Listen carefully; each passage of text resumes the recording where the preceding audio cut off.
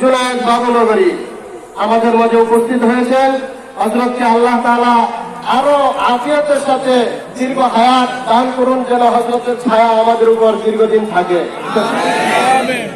আমার শায়েখ ও মুর্শিদ এই জামিয়া সাবিলুর রাশাদের মুরব্বী এবং লাখো হাজারো কওমি মাদ্রাসার প্রতিষ্ঠাতা মুরব্বী, জামিয়া আহলিয়া মঈনুল ইসলাম হাটাজারির সুযোগ্য শাইখুল হাদিস এবং মহান শিক্ষা সচিব, শিক্ষা পরিচালক আল্লামা জুনায়েদ বাবুনগরী, তিনি আমাদের মাঝে এখন উপস্থিত হয়েছেন। হযরত বয়ান পেশ করবেন। আমরা যেন হযরতের মুখনিসৃত আলোচনা শুনে আমাদের জিন্দেগিতে, আমাদের বাস্তব জীবনে আমরা কায়েম করতে পারি, আমল করতে পারি। আল্লাহ যেন সেও তৌফিক দান করেন। হযরতের বয়ানের শেষে জামিয়া সাবিলুর রাশাদের ইফতা বিভাগের ফারিগিন 2017 থেকে 2020 পর্যন্ত 50 জন মুফতি পাগড়ি গ্রহণ করবে। এই হযরত শেষ মোনাজাতের আগে এই যারা এখান থেকে ইফতা কোর্স সমাপন করে মুফতি হয়েছেন তাদেরকে হযরত সনদ দিবেন, পাগড়ি প্রদান করবেন, এরপরে হযরত দোয়া করবেন। আল্লাহ তাআলা আমাদেরকে হযরতের তবিয়ত যেন ভালো করে দেন, হযরতের কথা শুনে যেন আমরা আমল করতে পারি। আল্লাহ আমাদেরকে তৌফিক দান করুন।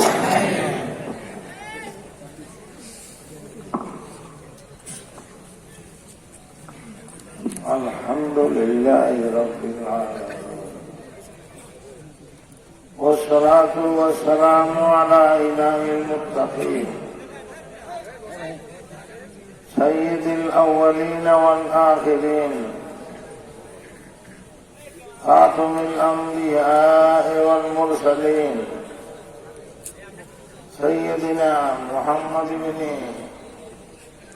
عبد الله بن عبد المطلب الهاشمي المدني صلى الله عليه وسلم وعلى آله الطيبين وأصحابه الطاهرين ومن دعا بدعوتهم إلى يوم الدين. أما بعد،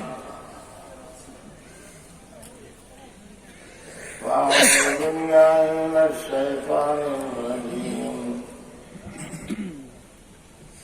بسم الله الرحمن الرحيم. إن الذين آمنوا وعملوا الصالحات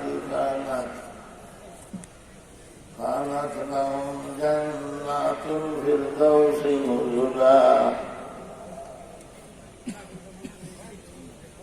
خالدين فيها لا يبغون عنها حولا.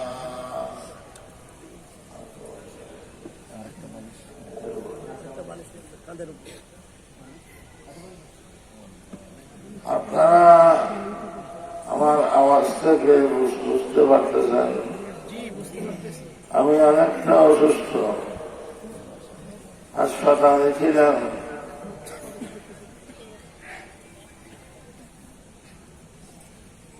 এখন মাদ্রাসায় আছি, কোন কোন ওয়াজ মাহফিলে যেতে হয়। তো অসুস্থতা নিয়ে আপনাদের মহব্বতে আপনাদের সাথে মোলাকাত করার জন্য, সাক্ষাৎ করার জন্য, আপনাদের দোয়া পাওয়ার জন্য এসেছি। হাদিস শরীফে আছে, দুইজন মুসলমান যদি সাক্ষাৎ করে, মোলাকাত করে, মুসাফা করে, ইল্লা গুফিরা লাহুমা ক্বাবলা আন ইয়াতাফাররাকা, তারা সেখান থেকে পৃথক হওয়ার আগে আগে আল্লাহ তাআলা তাদের গুনাহ মাফ করিয়ে দেন। ভাই, আমরা জাতি হিসাবে মুসলমান,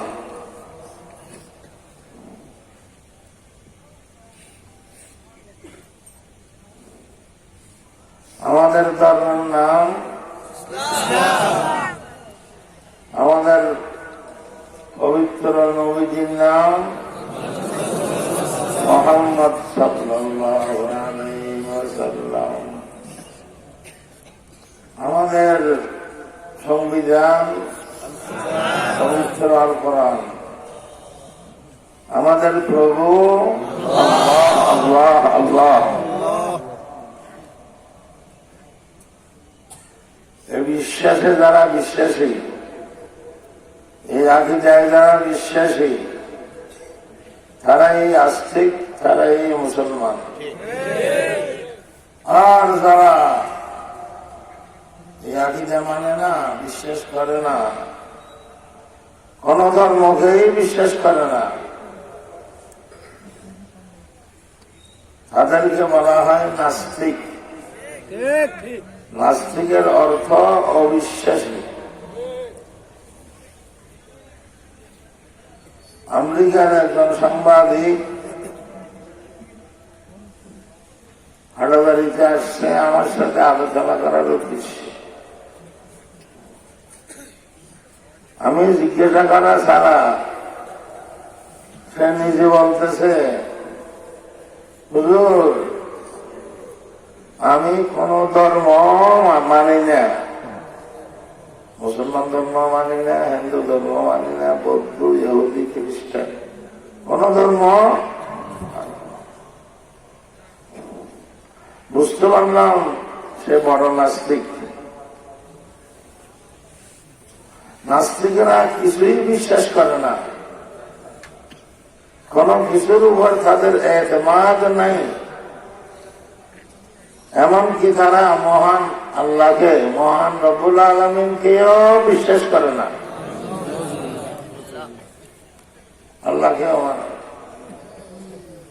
কেমব্রিজ ইউনিভার্সিটির একজন টিচার কিছুদিন আগে নেটে আসছে, ছাত্রদের উদ্দেশ্যে বলেছে, ও ছাত্র ভাইরা, আল্লাহ বলতে কিছু নাই। এইসব কথা সহ্য করা যায়?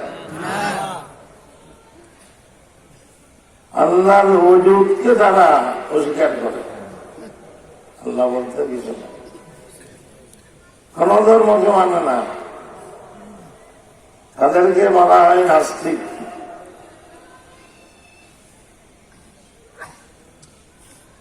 আমার বাংলাদেশে সংখ্যালঘু হিসাবে হিন্দুরা থাকতে পারবে, সংখ্যালঘু হিসাবে বৌদ্ধরা থাকতে পারবে, খ্রিস্টানরা থাকতে পারবে, কিন্তু বাংলার জমিনে এই নাস্তিকের গোষ্ঠী থাকতে পারবে না।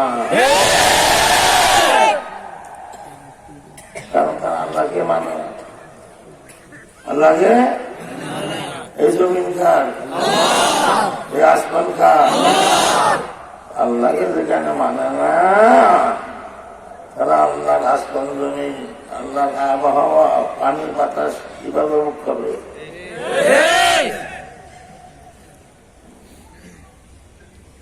আরো অনেক ঘটনা আছে নাস্তিকদের, আমি বেশি আলোচনা করতে পারবো না, শরীর খুব খারাপ।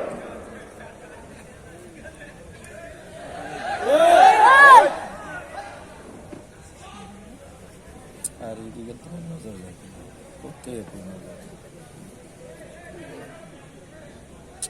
আর তোমার কি বুঝলাম না, ওইদিকে নজর যায় কিনল, ওইদিকে আপনারা দেখেন কেন? এইদিকে থাকেন, কোন দিকে চোখ যায়?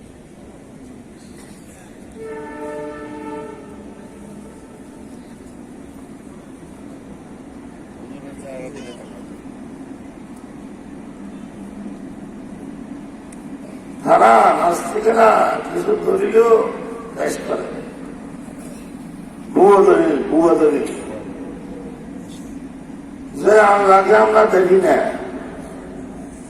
এ পর্যন্ত কোন ব্যক্তি আল্লাহকে দেখে নাই দুনিয়ার চোখে। আগে মনে করবো আল্লাহ নাই, থাকলে দেখতাম, যখন দেখি না তাহলে নাই।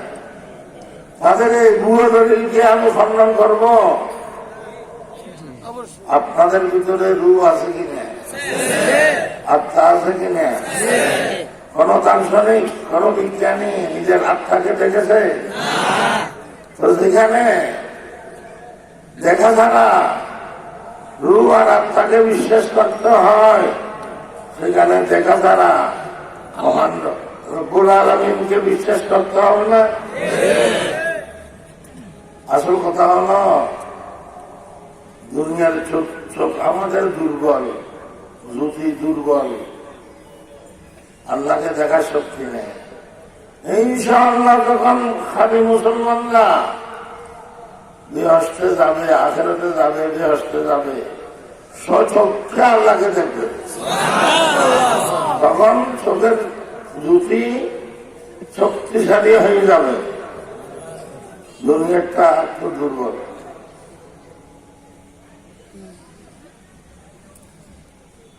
এই বিষয়ে তরিকতের সম্রাট, মারফতের ইমাম, তরিকতের আর শরীয়তের বাদশাহ আর রুমি রহমতুল্লাহ আলাইহি বলেছেন, গরতুরামি নবীনি দরনজর, গরতুরামি নবীনি দরনজর, পাম কুন্নুরা বয়জার আসল, পাম কুন্নুরা বয়জার আসল, খুদনা বাশদ আফতাবে রাদলিল, জুসকে নূরে আফতাবে মুস্তাকিল।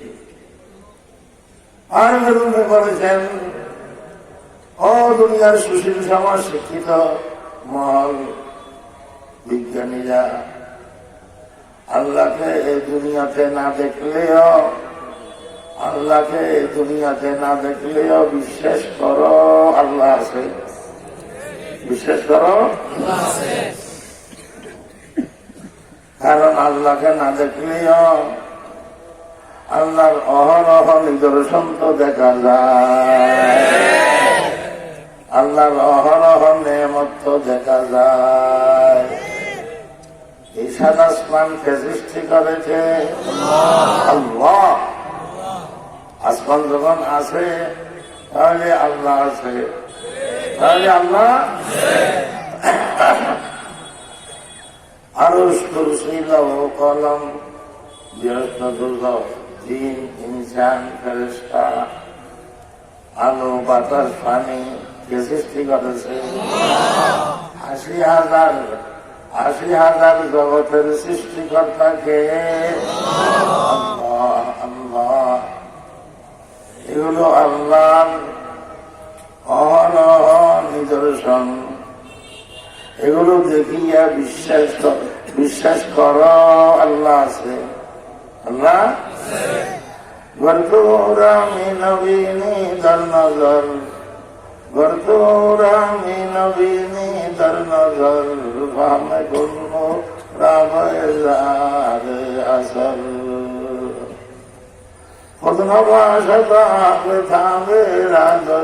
কি সুন্দর যুক্তি, ফলসফা, ফলসফা রুমির। জুসকে নূরে আফতাবে মুস্তাকিল। সূর্য আছে কিনা সূর্যের দিকে দেখতে হবে না, সূর্য আছে কিনা সূর্যের দিকে দেখতে হবে না। সূর্যের আলো দেখলে আমরা বুঝতে পারবো সূর্য আছে। ঠিক আল্লাহর অহরহ নেয়ামত আর নিদর্শন দেখলে বুঝতে পারবো কে আছে। আরে তুমি যখন আসো আল্লাহ আছে, তুমি যখন আসো আল্লাহ আছে। তোমার এই দুনো হাত কার অবদান? আমার কপালের দুটা চক্ষু কার অবদান? গরতুরামি নবীনি দর নজর, বামে কুন্নুরা বয়জারে আসল। হুজুরে বাড়ি ছাড়ার বহস।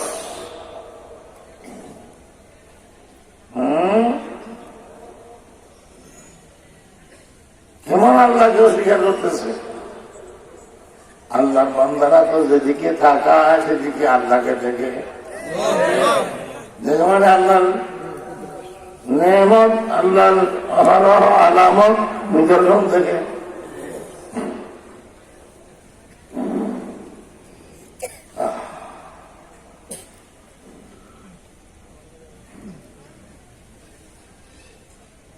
এই নাস্তিকেরা আমার কয়েক প্রকার আছে। যারা বেশি খাঁটি নাস্তিক তারা আল্লাহকে পর্যন্ত কি করে,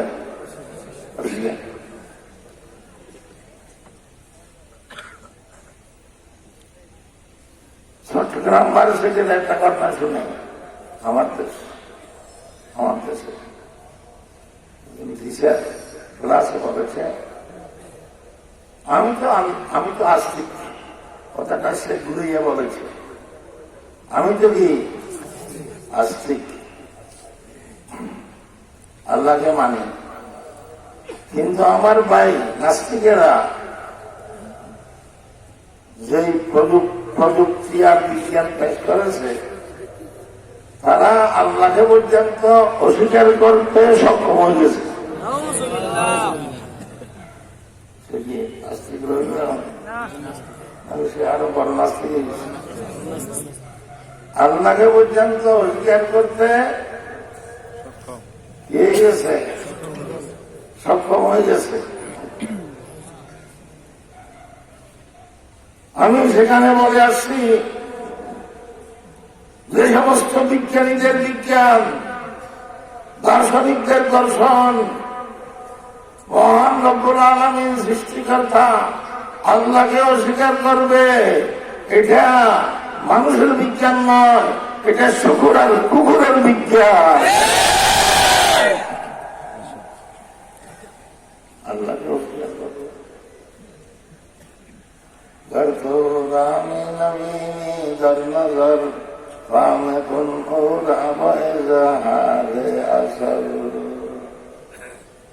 অনেক ঘটনা আছে। আমার 90 জন মুসলমানের দেশ বাংলাদেশে বিভিন্ন জায়গায় নাস্তিক বালিদের আড্ডাহানা হয়েছে।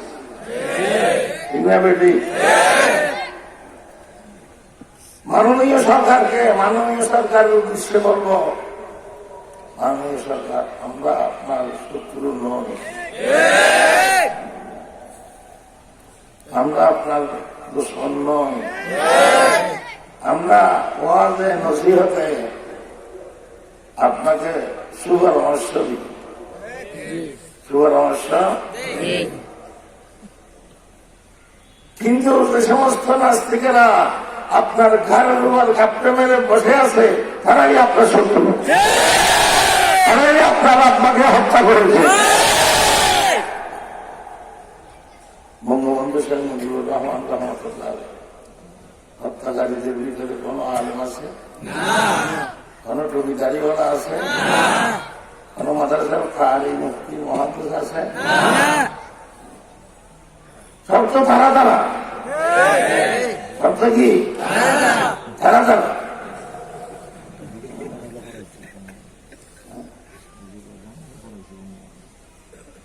বরং জানাজা কেউ পড়াইতেছে না। আমাদের হুজুররা মসজিদের ইমামরা জানাজাও পড়াইছে।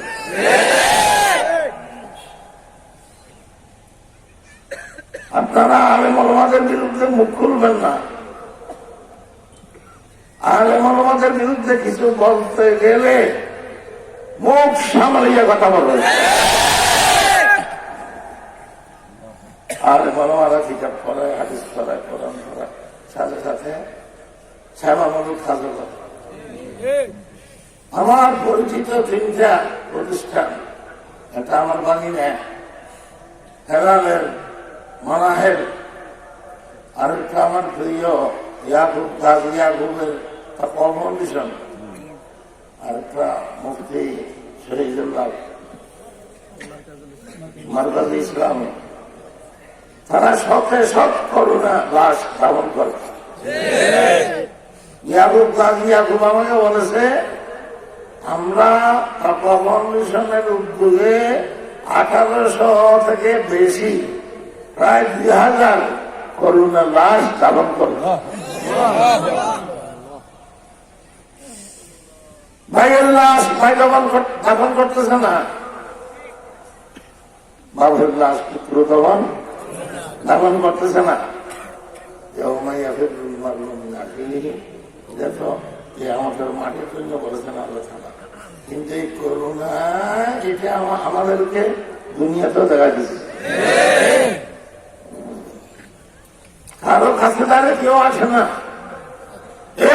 খেলাম হাজার হাজার করোনা লাশ দাফন না করলে আপনার বাপের লাশ, আপনার ভাইয়ের লাশ কুকুর আর শ্রীগাল টেনে টেনে খেত।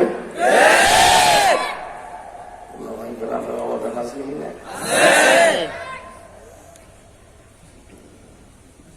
নাম বলবো না, একদম টাকা পারছি ছাত্র নেতা বড় আমার সম্পর্কে বলেছে, দেখেন বাবু নগর সাহেবের একটা কত বড় হয়েছে, খেতে খেতে খেতে খেতে একটা বড় হয়েছে। হাটাদারির গেটের বাইরে কোনো কথা উনি বলতে পারে না।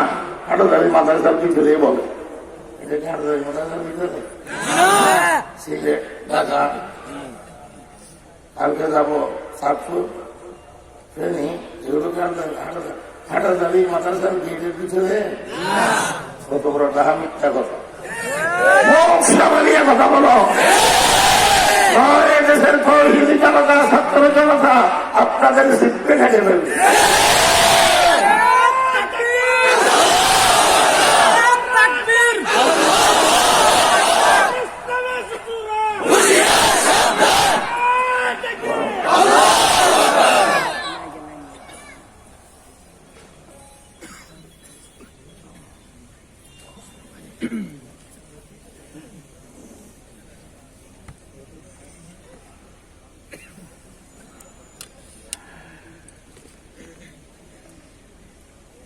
কিছু নাস্তিক মূর্খ, কিছু পুজো করি মহান ইহুদি খ্রিস্টানরা, কিছু কাদিয়ানি আর একজন হিন্দুদের ওরা চাইতেছে বাংলার বুক থেকে, বিশ্বের বুক থেকে ইসলামকে উৎখাত করতে। আমি পরিষ্কার বলবো, ও নাস্তিকেরা, ইতিহাস প্রমাণ করেছে যারা ইসলামকে উৎখাত করতে চায়, ইসলাম বাকি থাকবে, তারাই উৎখাত হয়ে যাবে। ইতিহাস প্রমাণ করেছে। জালিম সরকার নমরুদ, এই নমরুদ ইসলামকে উৎখাত করার জন্য বহুমুখী ষড়যন্ত্র করেছে।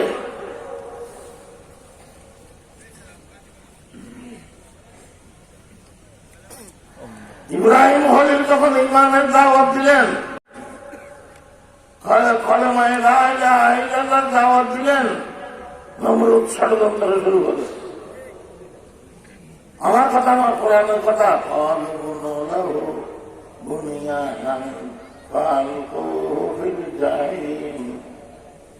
তারা পরামর্শ করি একটা আগুনের কুণ্ডুল বানিয়েছে, ওই আগুনের কুণ্ডুলের ভিতরে ইব্রাহিম খলিলকে নিক্ষেপ করবে। আল্লাহ তাআলা বলেছেন তারা আমার ইব্রাহিম খলিলের সাথে অনেক ষড়যন্ত্র করেছে।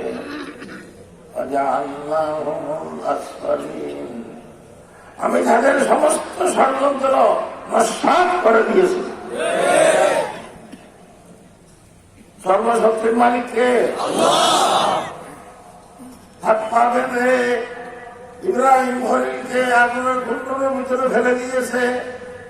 তখন আর সুবহান আল্লাহ আগুনকে ডাক দিয়ে বলেছেন, ইয়া নার কুল্লা ইয়া নার কুনি বারদাম ওয়া সালামান আলা ইব্রাহিম। হে আগুন সাবধান, আমার ইব্রাহিম খলিলের জন্য আগুন এই মুহূর্তে শান্তির বাগান হয়ে যাও।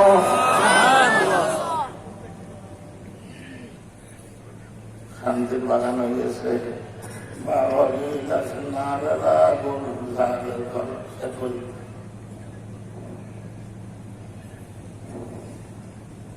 এক রামায়ণ অনুযায়ী ইব্রাহিম খলিল আলাইহিস সালাম এই আগুনের কুণ্ডুর ভিতরে 7 দিন ছিলেন। কয়দিন?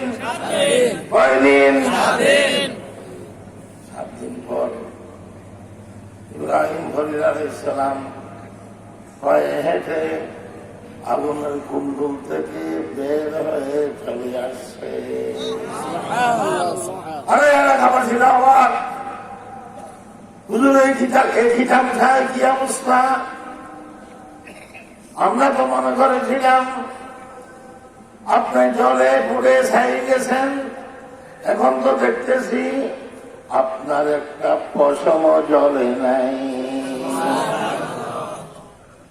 খানদারি শুনেন না, এই 7 দিন কিরকম ছিলেন একটু বলেন।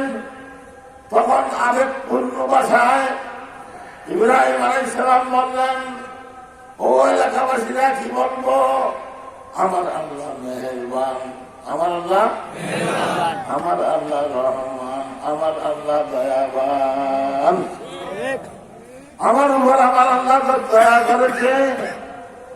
যে 7 দিন আমি আগুনের কুণ্ডুর ভিতরে ছিলাম তখন যে আরাম আর শান্তি পেয়েছি, আমার পুরো জীবনে সেরকম শান্তি আর দেখি নাই। রাখে আল্লাহ, রাখে আল্লাহ। সর্বশক্তির মালিক নমরুদ না আল্লাহ। লাস্টে ইব্রাহিম আলাইহিস সালাম তো আল্লাহ তাআলা রক্ষা করেছেন, ইসলামকে রক্ষা করেছেন, ইমানকে রক্ষা করেছেন। লাস্টে নমরুদকে আল্লাহ তাআলা ধ্বংস করেছেন। আগে কিভাবে ধ্বংস করলেন? এই নমরুদকে আল্লাহ তাআলা ধ্বংস করার জন্য তুষ্কমান ব্যবহার করে নাই, মেশিন গান ব্যবহার করে নাই, এলএমজি ব্যবহার করে নাই, কেরোসিন খুব ব্যবহার করে নাই, হ্যান্ড বোমা ব্যবহার করে নাই। বরং এই নমরুদকে আল্লাহ তাআলা একটা মশা দিয়ে ধ্বংস করেছে। মশা প্রশিক্ষণ প্রাপ্ত ছিল, কোন রাস্তা দিয়ে ঢুকবে সব কিছু জানা ছিল, লম্বা ঘটনা। আরে ইতিহাস প্রমাণ করল, যারা ইসলামকে ধ্বংস করতে চায়, ইসলাম বাকি থাকে তারা এই ধ্বংস হয়ে যায়। আরে জালিম সরকার ফেরাউন, বড় সন্ত্রাসী সরকার ফেরাউন, নাম শুনেন? ফেরাউন মুসা কলিমুল্লাহ আলাইহিস সালাম যখন ইসলামের ইমানের দাওয়াত আরম্ভ করলেন, লা ইলাহা ইল্লাল্লাহর দাওয়াত আরম্ভ করলেন, ফেরাউন মুসা কলিমুল্লাহর সাথে শত্রুতা শুরু করেছে। লম্বা কাহিনী কোরআনে আছে। মোকাবেলা শুরু করেছে, কি শুরু করেছে? মোকাবেলা শুরু করেছে।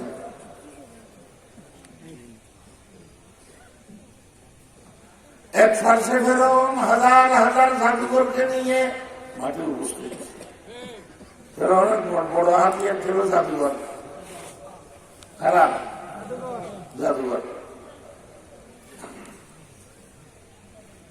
বিশাল যন্ত্রপাতি নিয়ে জাদুঘর নিয়ে মাঠের এক পার্শ্বে উপস্থিত ফেরাউন।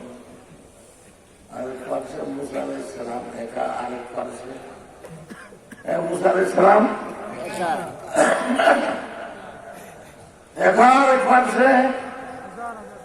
আরে ফেরাউনের সাথে সবকিছু আছে কিন্তু কিছু নাই, কারণ আল্লাহ নেই। মুসা নবীর সাথে কিছু নাই কিন্তু সবকিছু আছে, কারণ আল্লাহ আছে। এখন দেখবেন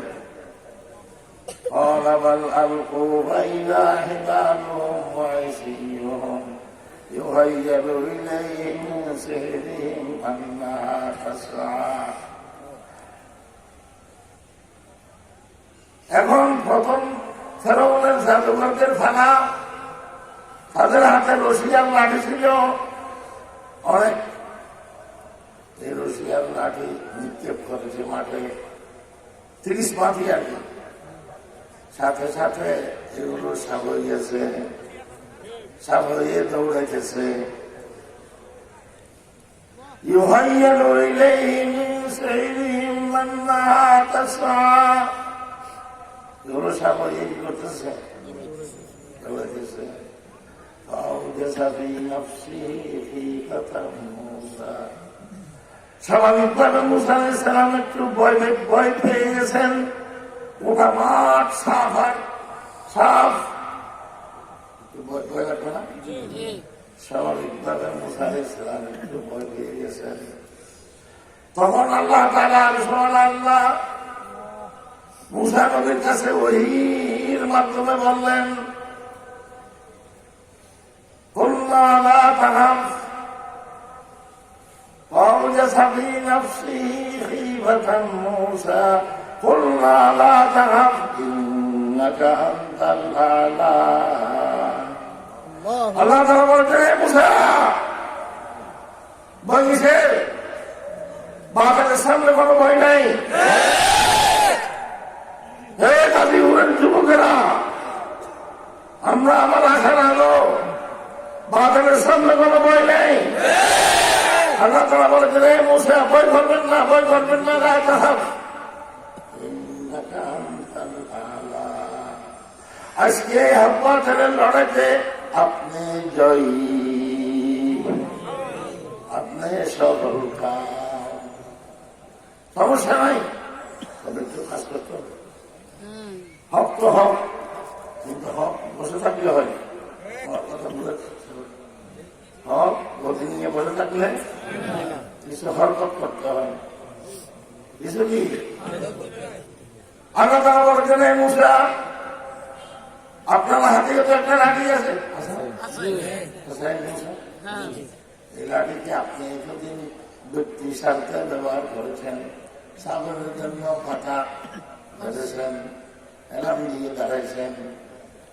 আজকে এই লাঠিকে জাতীয় উদ্দেশ্যে ব্যবহার করেন, জাতীয় স্বার্থে ব্যবহার করেন।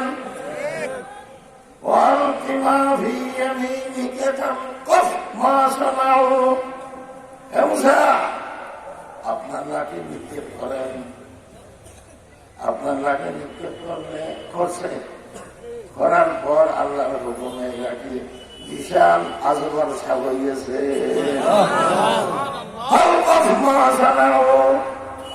আজগর সাপ হা ধরেছে, হা ধরিয়া যখন নিঃশেষ টানল, ফেরাউনের সমস্ত জাদুঘরি 30 মাটি সব কিছু গিলি ফেলেছে। সব কিছু এখন আজগর সাপ ফেটে ফেলে আসে, ওটা মাঠ খালি, শুধু মাঠে দৌড়াইতেছে। এই মুসা আলাইহিস সালামের লাঠি আজগর সাপ, আর কিছু নেই, ওরা মাঠ খালি। বাবা না বলবো না, এই থামসা দেখিয়া ফেরাউনরা আসক্ত হইয়াছে। হ্যাঁ, আমানতু বিরব্বি, আমান্না বিরব্বি মূসা ওয়া হারুন। এই থামসা দেখিয়া জাদুঘররা আশ্চর্য হয়ে গেছে। জাদুঘররা মনে করেছে এটা কোন গাইবী শক্তি, এটা কোন কি গাইবী শক্তি। কোন সময় আমরা পরাজিত হলাম না, কোন সময় আমরা পরাজিত হলাম না। আজকে পরাজিত কেন? এটা গাইবী শক্তি। মুসা আলাইহিস সালামের সাথে গাইবী শক্তি আছে, আমরাও সে শক্তির বিশ্বাসী। লা ইলাহা ইল্লাল্লাহ মুসা কলিমুল্লাহ পড়িয়া সমস্ত জাদুঘররা মুসলমান হয়ে গেছে।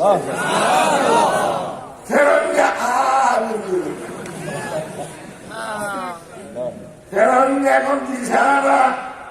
তার বড় সন্তান ছিল জাদুঘর, এখন জাদুঘর ওদিকে চলে গেছে।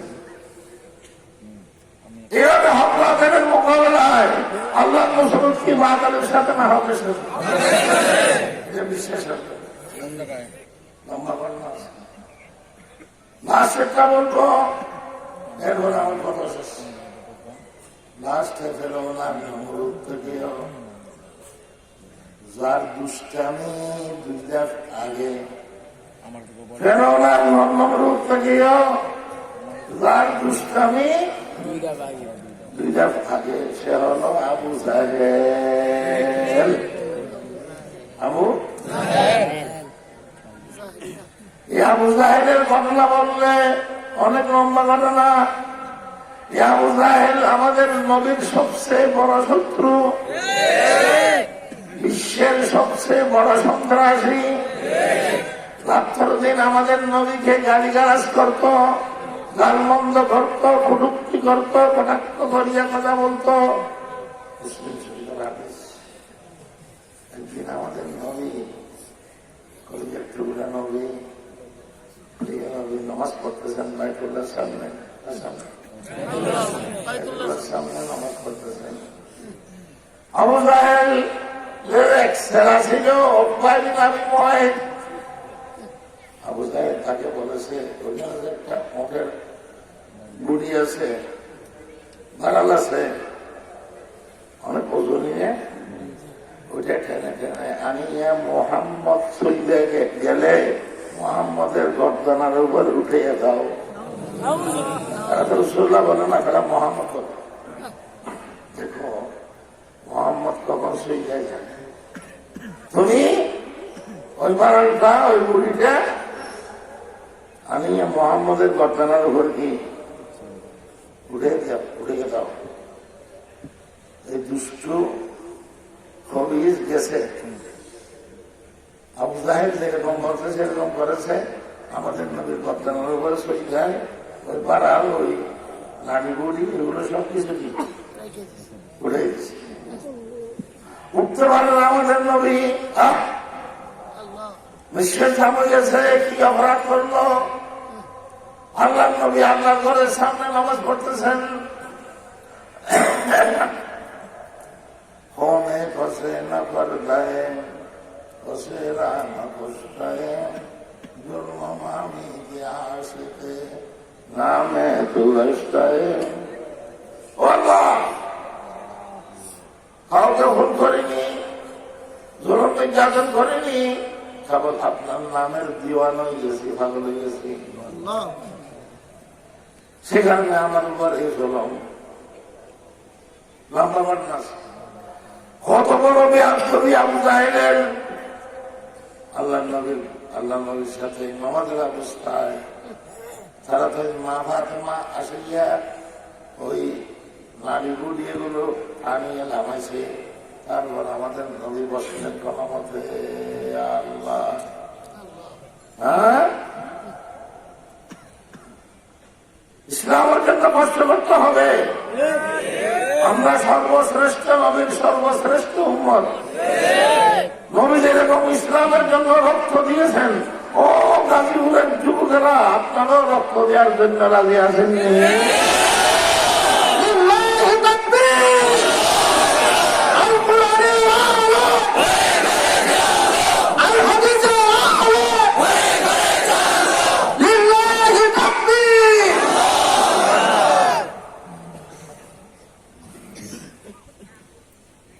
আরো অনেক কিছু। একজন মহিলা সে আমি কোন দোষ করে নাই, অপরাধ করে নাই, কেবল কলেমা ভরিয়া মুসলমান হয়ে গেছে। সুমাইয়া, কি নাম? কলেমা ভরিয়া মুসলমান হয়ে গেছে। শুধু সে কারণে এই বিশ্ব সন্ত্রাসী আবু জাহেল সুমাইয়া রাদিয়াল্লাহু আনহাকে গ্রেফতার করলো। কি করলো? এটা বাতিলপন্থীদের অভ্যাস। হক কথা বললে গ্রেফতার করে, এখনো বাতিলদের অভ্যাস। আমার নামে তো মামলা আরো আছে আগের থেকে। এখন নাস্তিকরা আরেকটা করার জন্য সরকারকে বাধ্য করতেছে, আদালতকে বাধ্য করতেছে। সেটা হলো, আমি সিলেটে বলেছি, বাংলাদেশে যদি আপনারা শান্তি চান, মদিনার সনদে বাংলাদেশ চলবে। এই কারণে আমার নামে মামলা করার জন্য তারা অনেক জোর দিতেছে আদালতকে, সরকার। কি করবেন? হক কথা বললে মামলা, হুমকি ধমকি আছে কিনা? কিন্তু আমি পরিষ্কার কথা বলবো, এই অসুস্থ শরীর নিয়ে এসেছি এই কথাটা বলার জন্য। এই যুবকেরা আমার নামে যত হুমকি ধমকি আসুক না কেন, আমাকে গ্রেফতার করুক না কেন, আমাকে ফাঁসির কাছে ঝুলাই দিও, আমি হক কথা বলা থেকে চুল পরিমাণ পিছপা হব